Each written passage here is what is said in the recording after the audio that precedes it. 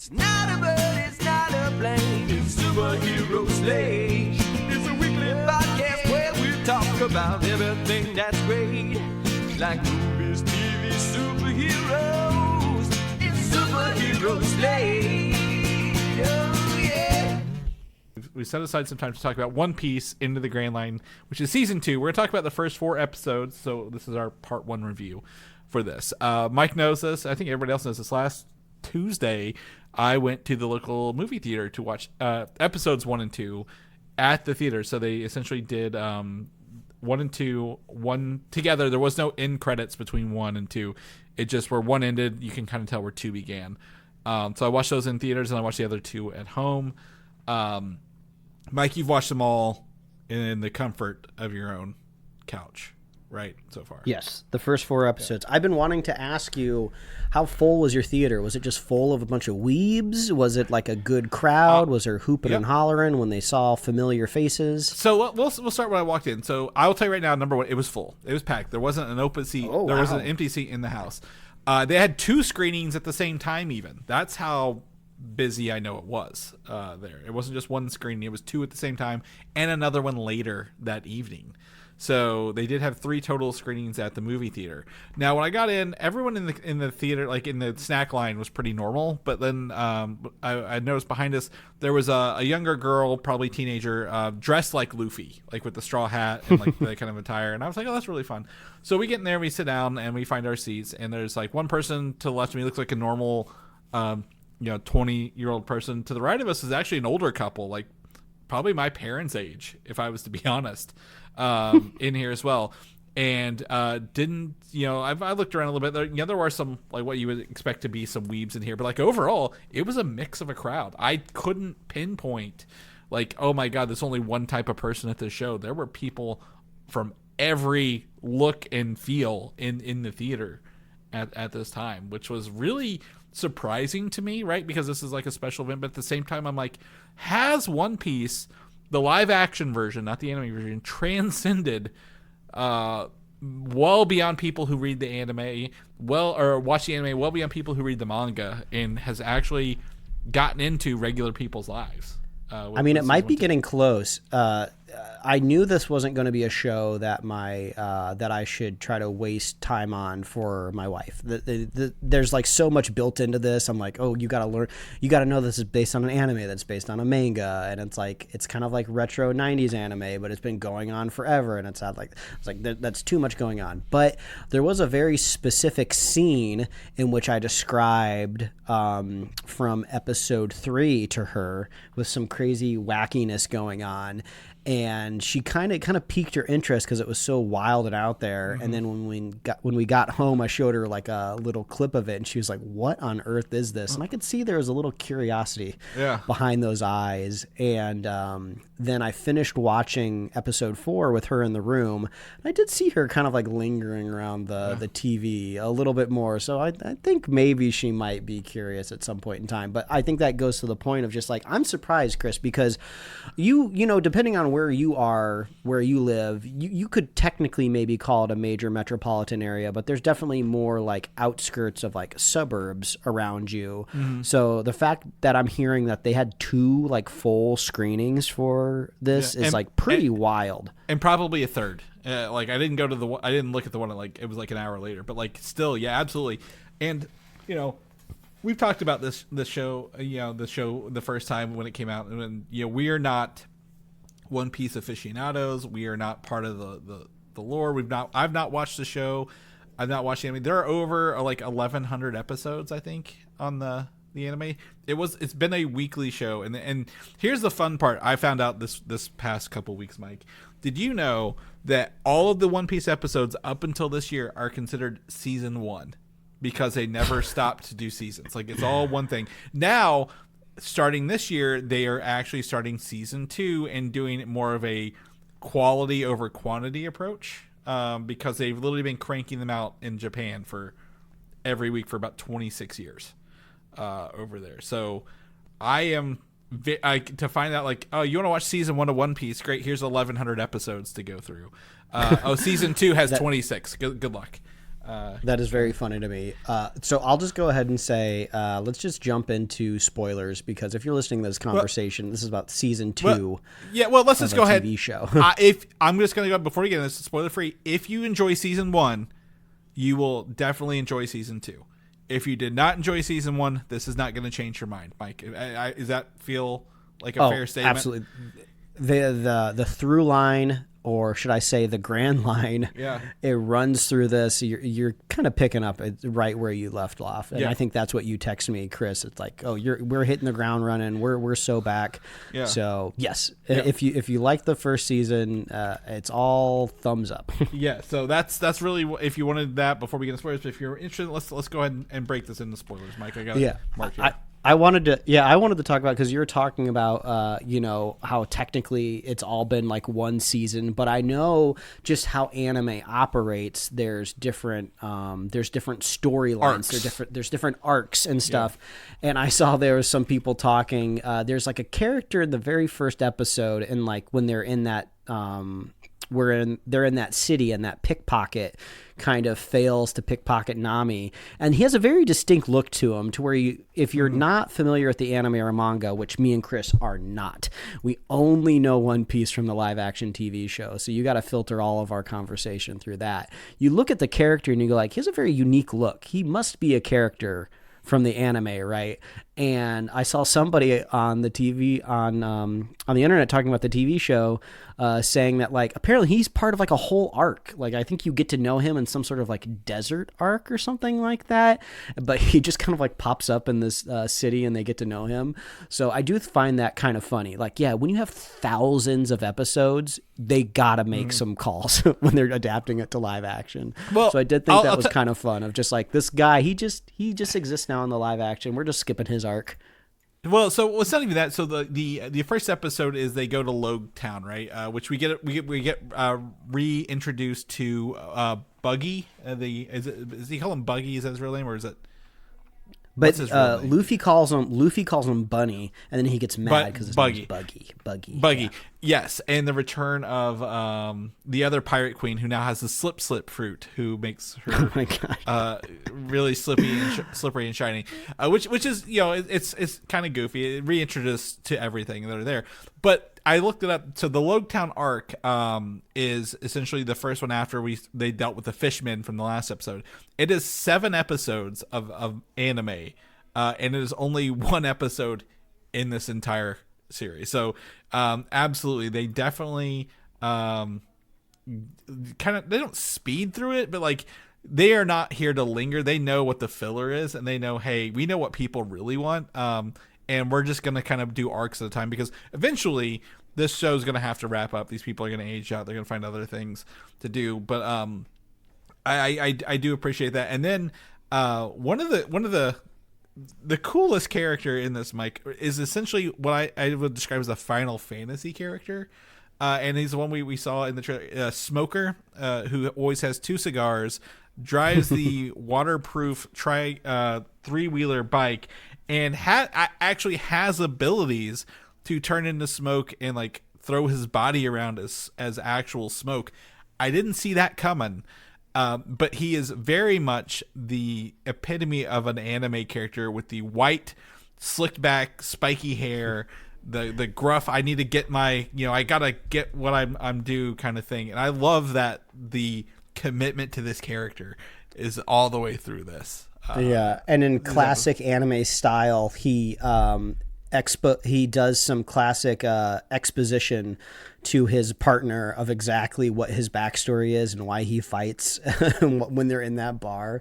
I even like how the more senior captain, who is supposedly Luffy's grandfather, he was like, how many of those do you go through in a day? So I feel like sometimes there is a little bit of like external commentary of like, this character smokes a lot of cigars, we should poke fun at that. I thought the belts on his arms were bullets until I saw they were actually just shotguns, like bands of cigars instead of shotgun ammo around his like his biceps. I'm like, oh, that makes sense now that I've seen this. Yeah, it's just so campy. I mean, we talked about this in the first season. We just love how much they lean into it. I mean, when you get further into the season, you really start to see a lot of the anime kind of story structure like creep in, right? We have these Baroque work agents that are all numbered, and as the numbers get lower, they get stronger and more elusive. I mean, this is kind of classic anime hierarchy. They love doing this type of stuff.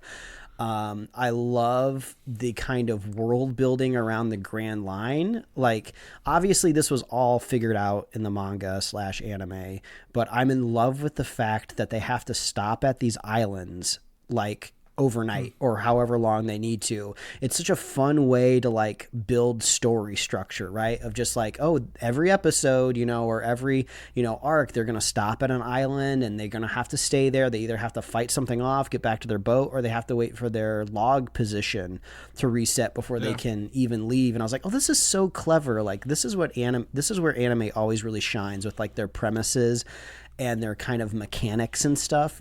Sometimes the story can go either here or there, but I feel like everything's operating really well, at least in this first half of the season. Absolutely. And we are essentially Little Garden Arc. We've gone through 4 arcs in 4 episodes, 1 episode an arc, based on compared to the anime and the manga, which is great because it's moving pretty fast. The Baroque Works are, again, anime. David Dasmalkian showing up with a number 3. His hair like twisted to number 3, and he's got wax powers. There are giants. I mean, you were very excited when I got to episode 3 and got to meet number 9? 4? Is it 4 or 5? 4 or 5. I think or is it 8? It's 8 because he is just 1 rank above number 9. Number 9, I recall. Yeah, number 9 is the guy with the baseball bats who really doesn't, I think, have powers. I looked it up. He doesn't have powers. He's just kind of a one and done. But like, he has whatever his he can make any bodily fluid explode. Pretty much is what has happened here, and he uses his booger bombs in the first episode. Chris, I was watching this episode, and like we said, we have no idea what happens in the anime or the manga, and I'm just like, all right, we got a Baroque Works agent right here. I'm sure he's got some sort of special ability, and then they do this extreme close up, and like, wait, why is his finger going in his nose? What the hell is happening here? And then he flicks it, and then from what I can tell, real practically filmed explosion, because you can kind of see like the pops of spark to give it a little. I was like, oh my god, his boogers explode. This is insanity. And what did I watch just before this scene? I watched a man in a gigantic powdered wig drive away in an ice cream car. Oh yeah, like the cupcake car. It's like the cupcake car that flipped over. Yeah. It's like, what am I watching? This is insane. And this is kind of the scene that I explained to my wife, and she's just like, what are you watching? So, it's like, this is amazing. So the guy in the wig is Mr. 8, the guy who actually blew up. So he's the one who pulled his bow ties and the machine guns come out. And I loved how silly that was. Like, of course he's got machine guns in his wig. We saw it in the trailer. And then Mr. 5, like, even was it Miss Valentine with him, makes fun of, like, why are you wearing those stupid sunglasses? He's like, it's part of my look, leave me alone. Like, they all know they look goofy. Like, this is the Ginyu squad from Dragon Ball Z. Like, yeah, they know they look stupid, but they're gonna still probably kill you doing it. And what's really fun is every, like, one of the numbers has, like, I guess the second agent, I guess, like Miss Valentine, Miss Wednesday, Miss Monday, like all these people like also have like secondary, I guess, in commands with them who don't have numbers. It's like kind of like hand of the king situation for each number, and it's been funny tracking those, because it's like, oh, I'm not familiar with some of these like holidays. Like there's like the one that does the arms that come out of the body, like she's like Miss All Sunday or something, and I was like, I don't know what an All Sunday is that like a religious holiday that I'm not familiar with? And then there's there's another one that I didn't quite track. Well, there's Monday, Monday, Wednesday, and Valentine's are the 2 I know of so far. So I'm curious to see what else we have and how far the Baroque Works agents like kind of go down the line. I was really into anything that happened in that bar on that cactus island. Because first of all, I don't know who scouted the set. I don't know if they used their wealth of Netflix budget to build this bar, or if they've just found a place that was half constructed and they added to it, or if they did some amazing trickery inside of some volume. But it all felt so real, and it really felt real once they set the stakes of like Zoro is going to kill 100 people in this bar.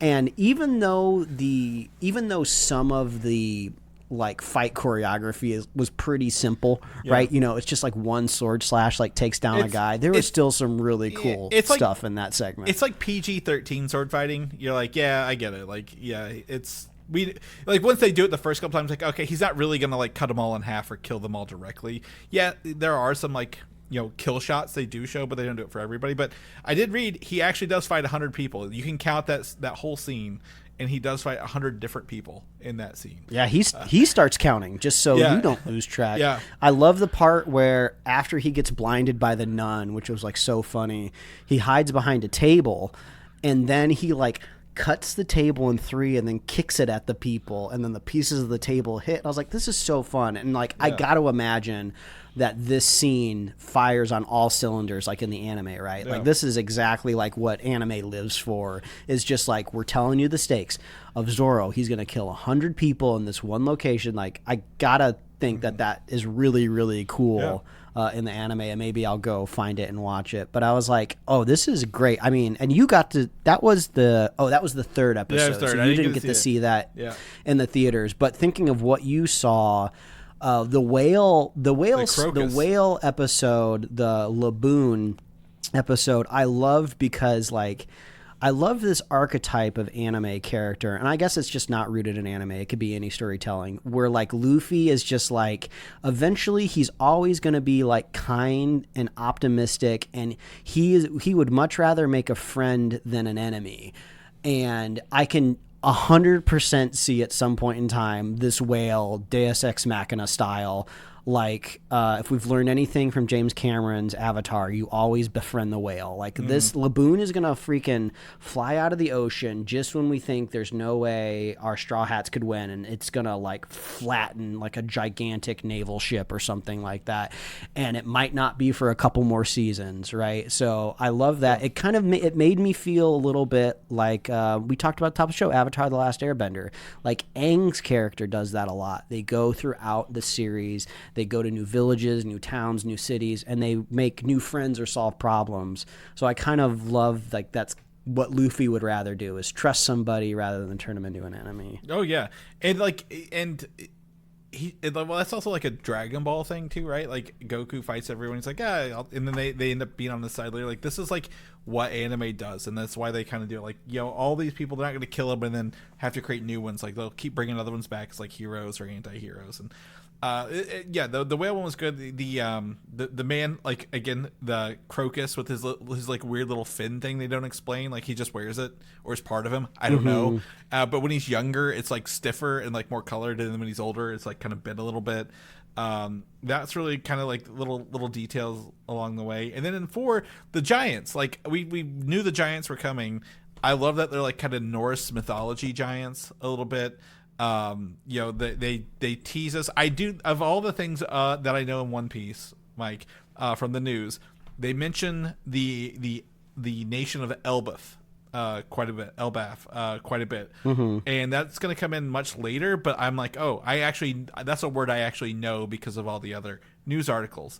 What is really great about episode 4, Mike, is that, you know, throughout this, I'm always like, oh, you know, Luffy and the crew, they're in some situations, but they somehow get out of it pretty quickly, and it's a pretty positive episode. Where season 4 ended off, no one's in a good spot. Like, I'm interested to see how they get out of this episode, how they get out of this situation they're all in. I think it's like, it's got to be one of the holiday ladies who is actually putting the spirals on them and like controlling. Oh yeah, like the little kid that well, at least they kind of. I perceived them as a little kid because there was like giggling in the bushes. Miss Golden Week, that was her name. That's the yeah, that lady. That's another one where I was like, what is Golden Week? I don't understand what this is. This sounds like some sort of holiday at a university where one of their like colors their mascot as golden or something like that. Yeah. Because we both went to Purdue, and I feel like, we were like black and gold, and I feel like there was a golden week at some point in time. Yeah. Yeah, this was kind of our first episode of this season 2 that's kind of like a two-parter. Like, they kind of set the tone of like, oh, each island's going to be 1 episode, but it looks like this island will be 2 episodes. My guess, I don't know how they're going to solve it, but they keep talking about how like a courageous warrior deserves like a honorable like burial, and there's this volcano on the island. I think that giant is going to be thrown in the volcano. Okay. And I think that's going to be badass and really, really cool.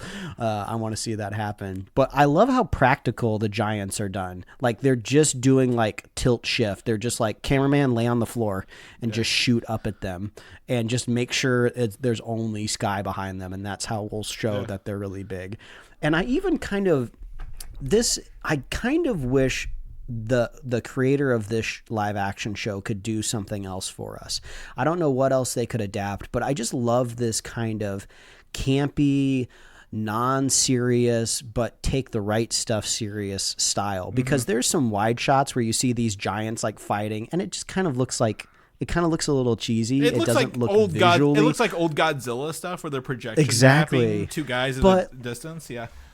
But that's it's just fine. it's so charming. Yeah. Like they are just like, they're having their cake and eating it too. They're doing a really, really good job. I can't wait to watch the last 4 episodes. Hopefully we'll be back next week talking about the last 4. But yeah, this show is a trip. It's so much fun. I'm trying to think if there's anything else. I loved seeing dinosaurs, because I always complain on this show that Jurassic Park seems to have the patent on showing live action dinosaurs, and nobody else ever gets to show them. And I love that Sanji kicked one in the face, and they better show him cooking it. I want to see a gigantic... He took all the meat back, so we know he's got some of that stuff. I want to see a gigantic Tyrannosaurus steak that Luffy like puts half of it in his mouth. Like I gotta see that. I'm so excited. Yeah. I think Sanji's still my favorite character. Usopp's got his goggles that he's known for in the show in the first episode, so he's got his look. They're all firing off. I'm interested to see how the cursed sword comes into play for Zoro. I'm like, that's ominous for a reason. So I'm excited for that. I am a little sad we don't get to see the very briefly in episode 2 the Marines from last season, like the younger kid who was Luffy's friend.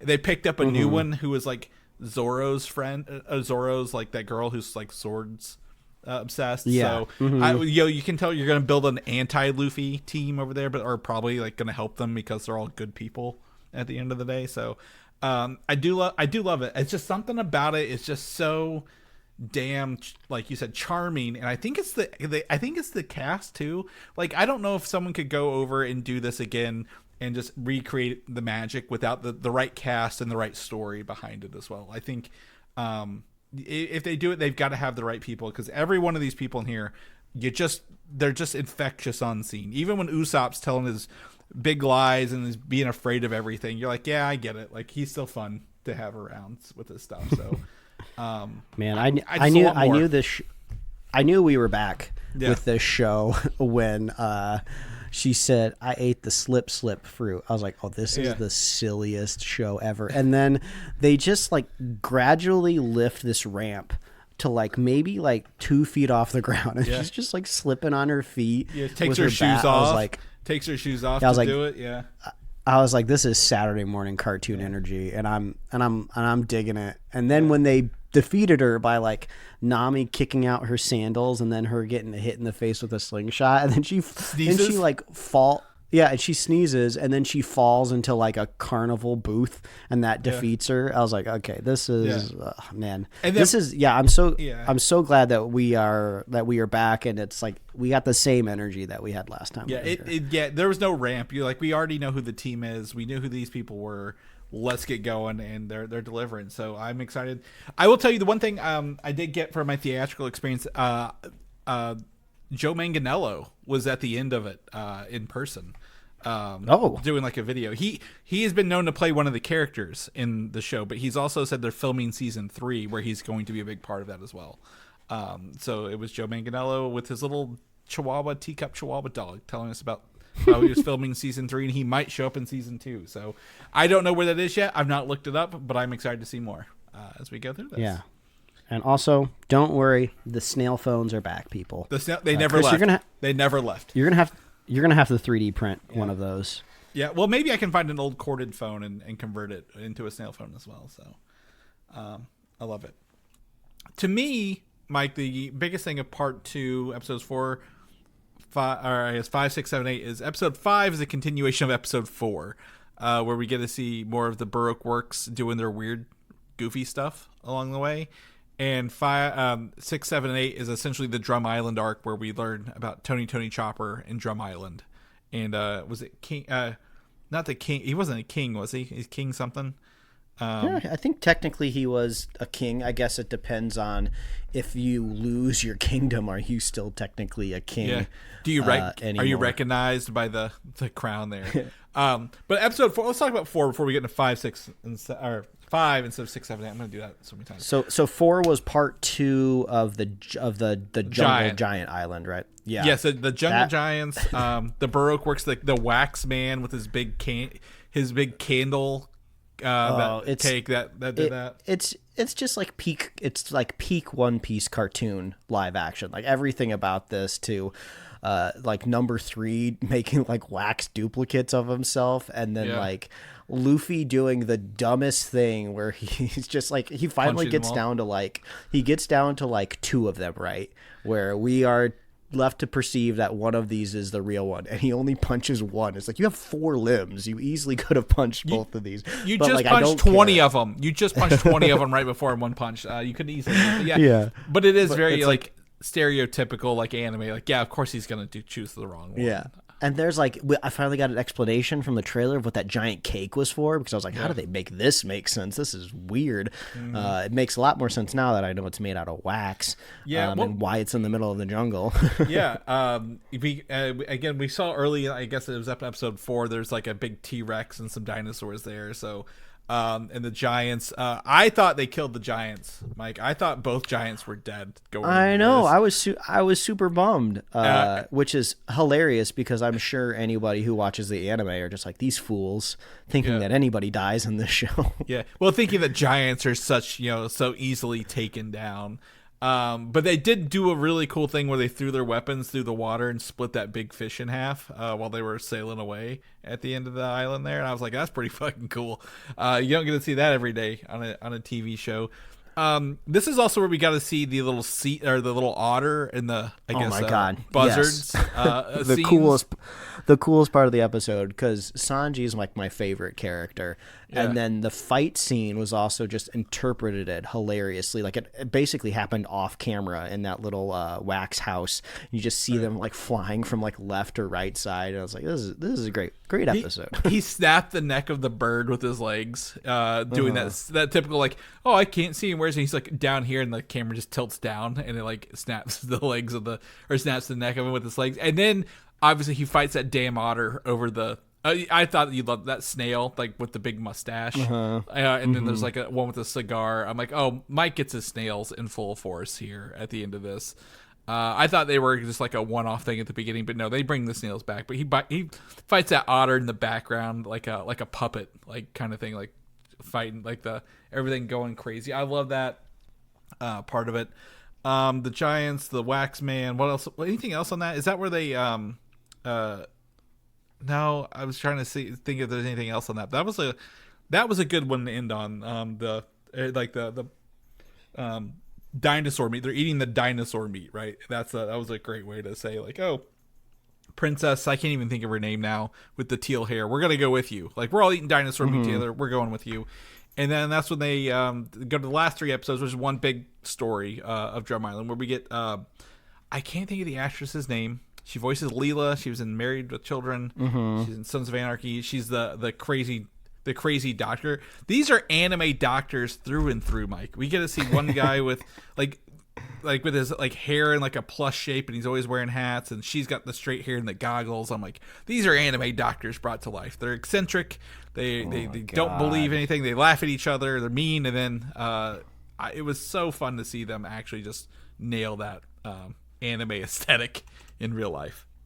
Yeah, the jadedness also, both directions of like what happens if your king starts rounding up all of the doctors and imprisoning them. Yeah, you'll probably get two different outcomes. One doctor wants to save them, and the other one's just nihilistic and is trying to save their ass. But yeah, this back half of the season absolutely defined by Tony Chopper, which was a grand surprise for me, Chris, because I forgot he was in this season. I mean, obviously he was in the trailers and he was announced, and we knew who the voice actress was going to be, so it was all there. But all of a sudden we're like in this Dr. Witch's castle, and then like Tony Chopper comes out of the corner. I was like, oh shit, I forgot this guy was in it. And oh my god, I don't know if the anime or the manga made people cry, but this made me cry. They had an entire episode dedicated to just ripping your heart out. And it was brutal.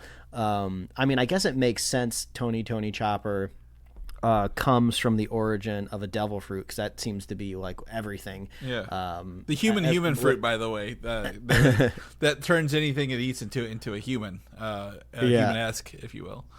And then I also, like, it took me a while to remember, oh yeah, this character is supposed to shapeshift. So when it finally happens and it's this like live action thing, I was like, this is so funny, because it's like it's fiscally conservative to just put somebody in a suit. And like they do their best, right, to make it look like it's the same character, and it helps that the voice actor carries through as well. But like, man, does it kind of look a little silly, but I love that it looks so silly. Well, the first time he transforms, he turns into a full deer, and I'm like, okay, they're just gonna do this, like, he transforms off screen, you don't see a lot of it, like, the next thing he's a deer, and I forgot he had the human, like the big beast form as well. I was like, he shows up and he looks like the fucking Cat in the Hat on steroids. I'm like, oh my god, what's happening here? But in a good way. Like, I'm like, oh, this feels like One Piece world. Like, if you were like, yeah, I saw this next to everybody else, like the clown guy who blows to bits. This is next one. Absolutely believe that. And I just Tony Chopper, it's one of those characters who's just like so full of tragedy, and I am so happy is the wrong word. I'm glad they didn't show his journey to get the magic mushroom, or the healing mushroom. That really wasn't magic, where he killed the dude because the guy was too nice to tell him it's a poison mushroom. That feels like a whole like episode arc, right? That's Several probably episodes. That's probably like 5 episodes in the anime. And it's just I love the villain too, Wapple. Like, there he is. I can see the rendered cartoon version. I can see the origin without ever seeing it before, right? When he eats the devil fruit and like his whole freaking face turns into like the beak of a camel almost is what it looks like, and then there's people walking out of it. I was like, this is nuts. This is absolutely anime inspired. And he was a proper villain. Like when he slaps the child version of what do we call her, Miss Wednesday or whatever. I was like, oh, this guy's got to go down. He's got to go down hard. And of course he, quote unquote, dies off screen. So we're going to be seeing this dude again, just like we saw all of the other villain pirates in episode 1, season 2. He landed in the water. When you have a devil fruit, you can't swim. He's dead. He's dead. I heard the water splash. I thought I heard the water splash. Well, it could have been a moat. It could have been non-seawater, possibly. Oh, well, yeah. Oh, you know what? Never mind. I'm not going to say anything. But I love the guy, like they built this metal mouth on this dude, like, and the way it moves, I believe, like, it doesn't feel like there's a voice coming, like the voice is separated, like it was recorded separately. It feels like it's coming off this dude the way it moves. And I'm like, is that practical? How much of this is enhanced with effects, or at the end of the day? Because it just looks like, I didn't even think twice about it. Like, once you saw it move once and talk, I'm like, yep, looks like Robotnik from a Sonic game. He's absolutely a villain. He's too large. Or like something out of like Inspector Gadget. Yeah, and then, oh my god, Chris, the moment that broke me, that just made me cry tears of happiness, is when Zoro puts Tony on his shoulder in one of the last scenes on the. I was like, oh my god, this show has everything going for it. Like if they can pull these emotional moments out of this this is like crying at the Batman and Robin movie, right? I can't imagine any scene being constructed with Arnold Schwarzenegger as Mr. Freeze, like making me cry, even though that character should theoretically be the one Batman character that makes you cry. But they're making it happen in this, and it's wild. And I totally also, well, that I scene. forgot. Go ahead. I was going to weave into something else. So what else you got? Oh, I was going to say that scene's very reminiscent of Guardians 2 at the end, like the funeral for the Yondu, like where everyone's kind of like I was like I like this, like, but like it's bittersweet in a happy way, right? Now they have a medic on their team and stuff like that. But sorry, continue along with this, because again, I mean, this show's so everywhere. I can't even draw a straight line to talk about it. I mean, with the joy of also forgetting things that we've announced already on the show, like I forgot Joe Manganiello. Was going to be in this, and then I was really disappointed too, because I feel like a lot of the times in anime, when it's a long overarching plot, right, I was like, it's probably going to be seasons and seasons before we know who the hell Mr. Zero is. Like they're going to stretch this out so far, and then I was really happy to see that we got the reveal at the end of the second season of who Mr. Zero is. I was like, okay, finally, this doesn't have to be like shrouded in mystery anymore. And then also, the Baroque Works could just be the Raditz of the One Piece universe, right? Because we're so unfamiliar with this. Yeah, this could just be a blip in the chronology of Luffy and his pirate ship. So it's just Chris, I'm just glad it ended strong. It ended so strong. If I had to criticize it in any way, I would say I just wanted more of it. It just felt short. You know, it's like we got into the Grand Line, we visited like a couple gimmicky islands, and then we kind of got a big story beat where we added, you know, another crew member, and then it was just done and over with. You know, we really didn't get a whole lot more of Smoker. You know, he went to like one outpost, and that was about it. So it didn't feel like we had a lot more going on. So it seems like season 3 is going to be them in that Alabasta. Yeah. I think that'll be probably some of it and some other stuff. You know, I do want to. We are live, so people don't know on YouTube. So I want to give a shout out to. I think the name's Chris. Who Dat for Life Chris said he's glad to answer any One Piece questions we have. So head over to YouTube if you want to talk to him. See, the problem is I have a million questions, but I don't want them answered. I love just blissfully going into this. I agree as well. It's to me to the point. Like I think the one thing is like. Hopefully Tony Chopper grows up a bit, because the crying kind of like he was such a sad character. I'm like, I need a little more happiness to end this on. I have a feeling that's his like archetype. Because the big emotional like crying that he did. All I saw on social media was like side by side shots of him. I sent you one of anime. it. I sent you one doing that too. Yeah. So I don't think that's changing. I think he's just a raw nerve, and like anytime he stubs his toe, that's gonna happen. So just buckle up. So we got that. I think it'll be fun to see kind of where this goes and how it goes along. Yeah, they did see some stuff for the bigger things, like the guy in episode 1 who stopped Smoker. The dragon, I think is what they called him. Yeah, he was there.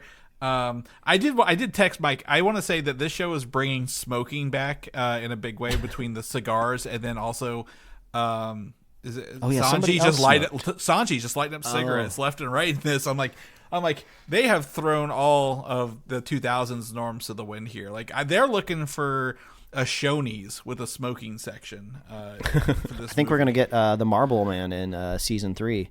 Eating a devil fruit called the smoke fruit, or the lung cancer fruit. Smoker, that's his.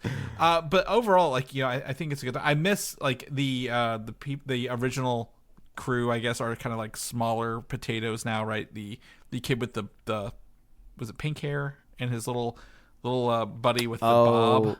Who looks like he wants some berries and cream. But like, you know, like that. The point is, we want more. I think I agree with you. The point is, I'm criticizing because I want so much more to watch, because I'm just eating this show up, and I don't want to go to the manga. I don't want to go to the anime, because I know there's a lot more.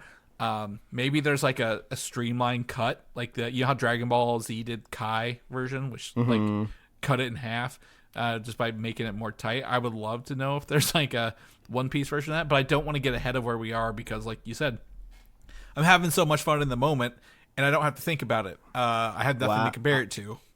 Wow, I've lost all sense of time. The first season premiered August 2023. So it was 2.5 years in between season 1 and season 2. I gotta assume they can condense that now that they know this is a hit and people want it. Well, they've already. I mean, I told you that my theatrical version, Joe Manganiello was at the end, and he said, "I'm going to make a sneak. We're already filming season 3, but I'm already going to make a sneak peek appearance in season 1." So they've already done that. If we can get one of these every year, I'll be so happy. Oh, absolutely! I would take this over Harry Potter every year if I'm going to be completely honest, because it's new, and it's fun, and I want to see where all these people go and all the new devil fruits that probably have very basic names. I do, Chris. I do have one specific legitimate complaint that I just remembered as I was scrolling through the episodes here. And I think I'm already imagining your counter argument when I thought of this when I watched it. So you're already going to tell me I'm overthinking it, and then this world does not deserve this much scrutiny. Let me go ahead, Mike. Whatever it is, you're overthinking it. Okay. Go on. What it is when Luffy and Sanji, they have to climb the drum mountain to get to the castle, right? Mm-hmm. You know, obviously it's already ridiculous. They've already confirmed the height just with the camera swooping up. Like, no human's making that. I've watched the documentary Free Solo. Like, you have to live within this cartoon world for this to be believable at all. So we are kind of in this world cartoonishly, so I can believe that they can make this climb. But I just wish they could have just put gloves on Luffy, right? Every time his little fingers would go into this frozen mountain, I just kept thinking, he is gonna get frostbite. Like, I don't know if this devil fruit stops him from getting frostbite. And then I just thought, like, they could have even done something fun with it. He could have started with gloves, and by the time he got to the top, they could have been cartoonishly, like, disheveled and, like, blown apart and falling off of him. But I was just like, you're just throwing these people on a mountain with snow. Like he's already got Nami's coat, right? We have established that he needs warmer clothes. So just put some gloves on him. I was just like, hopefully this isn't like a little crack in the perfect needle that they're threading. I'm glad this got you, but not the crossbow that shot the princess up the mountain in like 2 shots. No, that's badass. You're not worried about that, but worried about the gloves. That sells it because Usopp was diligently working on it through multiple scenes. So he put effort into it, and that's what made my brain believe that it would work. And also, didn't you see the tiny little Soda Stream air little can that they put on it? That's how it does it. It's just instead of carbonating some water, they can just shoot this gigantic rope to the top of the mountain. But that was the only I felt like legitimate gripe I had with the storytelling mechanics. If anybody else out there agrees with me, please let me know. You've watched that scene from Dumb and Dumber way too many times where he's wearing 2 sets of gloves, and he's like, "Oh, you should have." It's obviously we're in the mountains. You need gloves. I don't know. I think the clothing was Sanji. I need to go back. If Sanji wasn't wearing gloves too, I'm gonna be livid. But if Sanji was wearing gloves, then I will assume that Luffy's devil fruit powers prevent him from getting frostbite. I will let that go if somebody tells me if Sanji was wearing gloves. But if Sanji isn't wearing gloves, we gotta go back, get another CG pass. I want it added to the season post-mortem, gloves on Luffy. Okay, all right. Well, you guys heard it here. Next week, Mike's going to tell us how technically the snow is part of the seawater and should be killing Luffy and all the other devil fruit people from weighing it down too much. I mean, I've never been on a pirate boat before, but I've been on pontoons and speedboats, and you get misted a lot. Like, what does seawater mist do to these devil fruit powers? It's got to do a little something, right? No, see, it didn't hit him because, you know why? Because it missed. Oh God, yeah. Boom. That's how we end the show, Mike. That's how we end the show. How we this end week. it. Good job, right Chris. there. Good job. Thank you. And also thank you for Chris on YouTube for giving us information. We'll read this off air. I don't want to make sure we're not giving spoilers to anybody else, but it's not really spoilers, just details. But if you guys need anything, head to our YouTube channel and comment on Chris's stuff and see what he's got for you guys, because that's really awesome. I really appreciate that. I don't want to derail your awesome segue ending the show, but I did Google Luffy climbing Drum Mountain, and I'm getting some anime stills, and he's not wearing gloves in the anime, but his hands are literally bleeding. Yeah, and then there's also a shot of him in the manga, and they're bleeding. So like, I wanted to see the toll on his fingers. I wanted it to not be a novel experience climbing the side of this mountain like the show kind of showed it. The thing is that on the notes here we'll talk about it, it's like in the original manga he couldn't fling himself up the hill, so he's either climbing himself and not flinging up the hill. So how much time do you want to spend doing this? Do you want him flinging up the mountain, or do you want him climbing up the mountain? So I think he should have done both. He should have they should have shown him starting the climb like flinging, but then obviously, as one naturally does, they get tired when they're climbing a 90-degree angle straight up.